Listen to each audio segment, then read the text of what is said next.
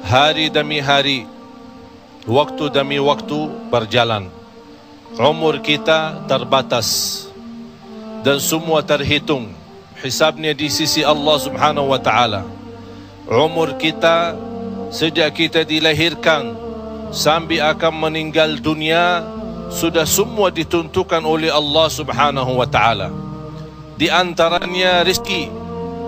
Malah rezeki itu salah satu rahasia Allah Subhanahu wa taala, dan Allah Subhanahu wa taala sendiri yang mengaturkan rezeki manusia. Bukan hanya rezeki manusia, bahkan seluruh makhluk Allah di muka bumi.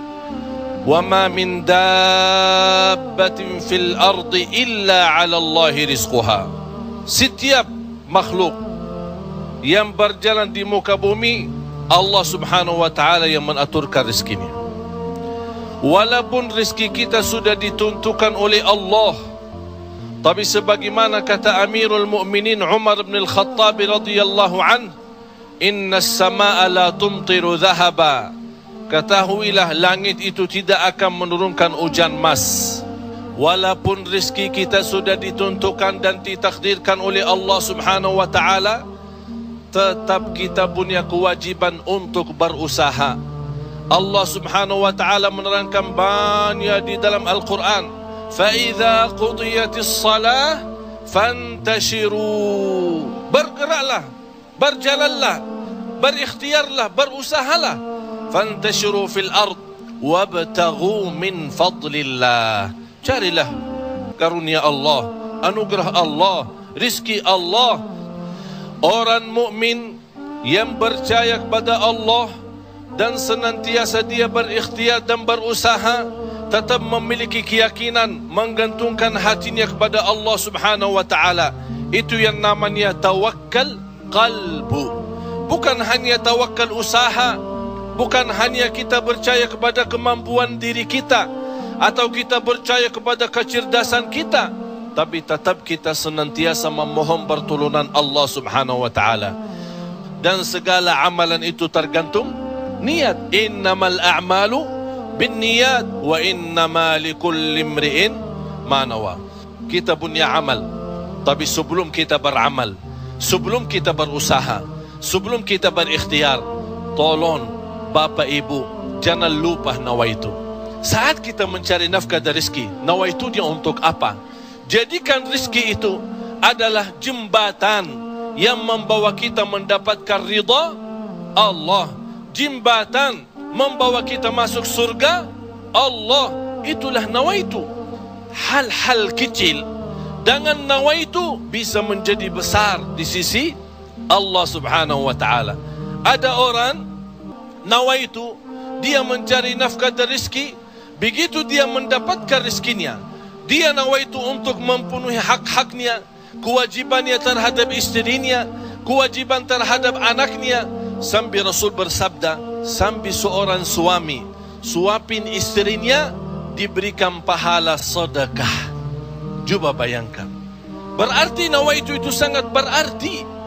Oleh karena itu Bapak Ibu jangan tinggalkan nawaitu. Di mana Anda berada, apa urusannya, mau kemana, tolong dihadirkan nawaitu.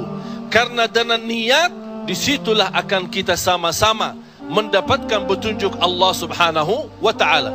Semoga senantiasa kita dalam ikhtiar dan usaha kita, selalu kita menambah keyakinan dan kepercayaan kita kepada Allah Subhanahu wa ta'ala.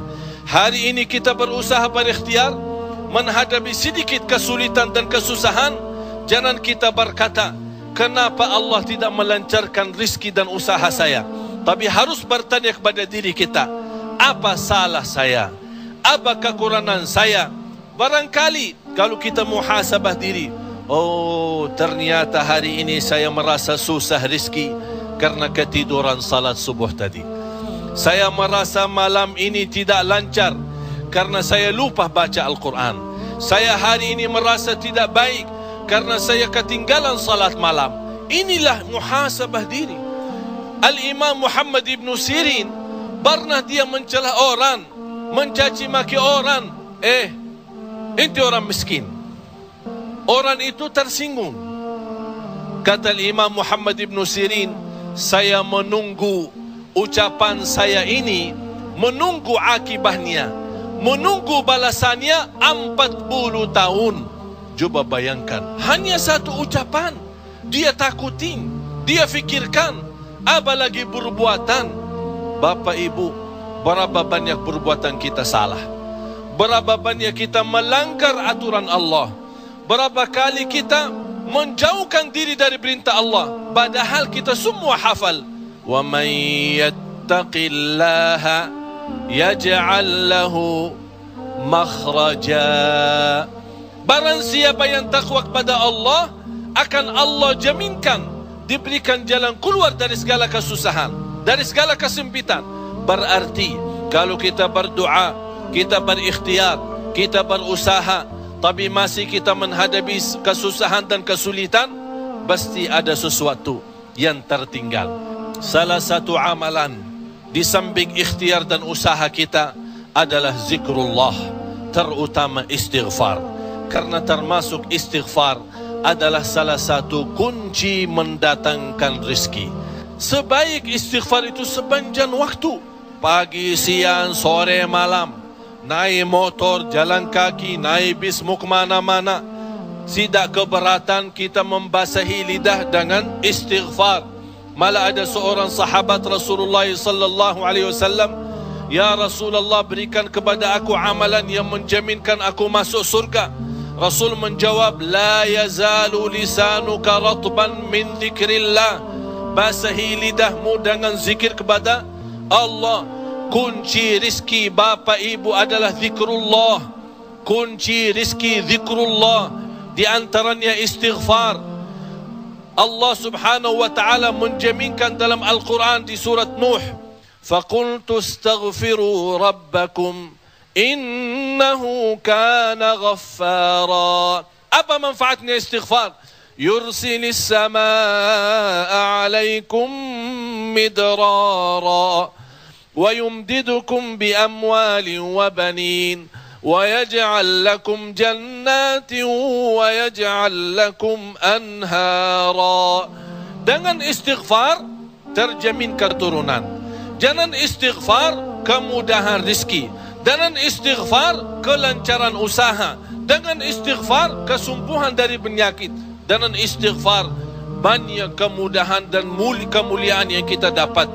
Kalau memang ingin ditambah rezeki kita, kalau belum sempat haji, kita ingin berhaji. Kalau kita sudah haji, ingin Allah menambah kita bisa haji lagi. La in syakartum lazim. Jadilah hamba yang bersyukur, karena nikmat Allah memang Bapak Ibu tidak bisa terhitung.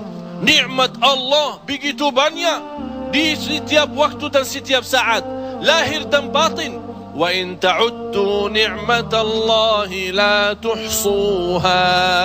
Oleh karena itu, jangan anda menjadi orang-orang yang mengkufri nikmat, tapi jadilah senantiasa mensyukuri nikmat.